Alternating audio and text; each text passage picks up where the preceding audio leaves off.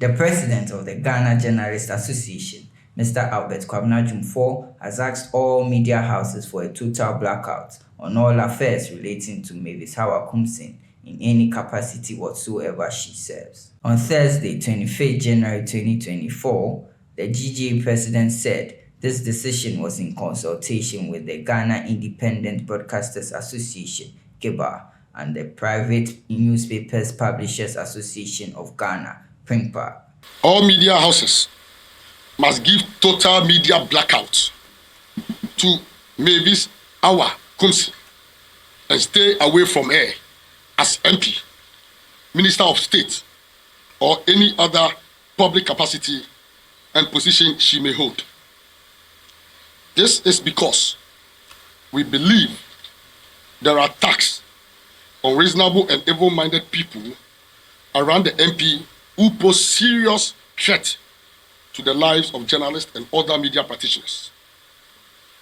I must emphasize that we have nothing against the person of the MP, but we are scared of people around there. On 4th January 2024, the morning show host and journalist of Cape FM reported that he was assaulted by men in T-shirts of the MP for Ewutu Senya East, Hawa Koomson, at the Regional Coordinating Council in the Central Region.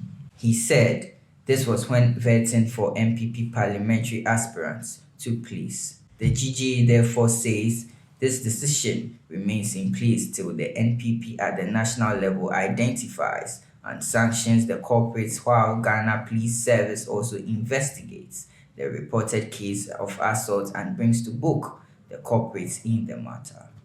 Kwabena David, the Cape FM journalist and morning show host, narrates how he was assaulted by thugs of the MP for Ewutu Senya East. Two ladies approached me and asked if I'm Jacob and if I work with UTV.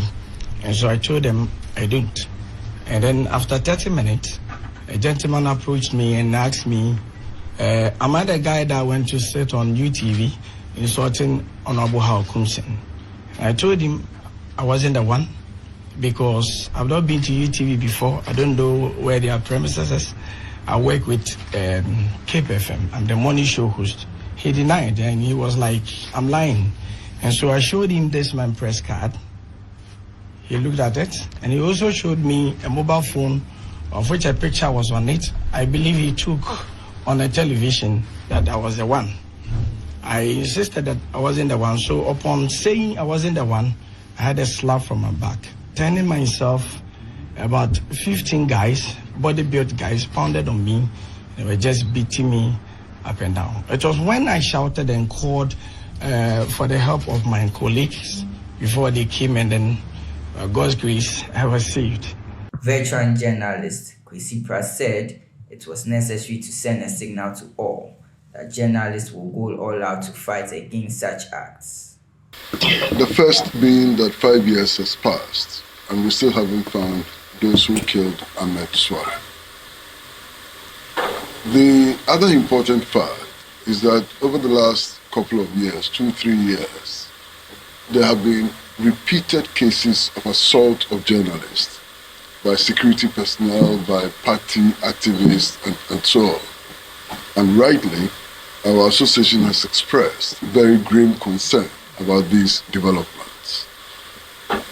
This year happens to be very special because we've all heard comments which indicate that this will be perhaps the most crucial election fought since 1992.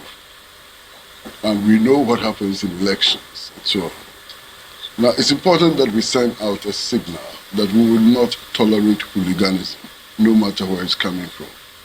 Whether from the center of government, from the political parties, from social organizations or whatever, we should not tolerate hooliganism. And we have to make that point very, very clear. The 1992 Constitution guarantees many rights for citizens, which must include us, and many rights for media houses and journalists like us. And it's important for us to insist that these rights are observed. The GJA president and his executive urge all MPP supporters and members not to maltreat any journalist who goes up to cover their parliamentary primaries, slated for Saturday, 27 January 2024. He reminded all journalists to make it a point to carry their branded ID cards and vests for easy identification.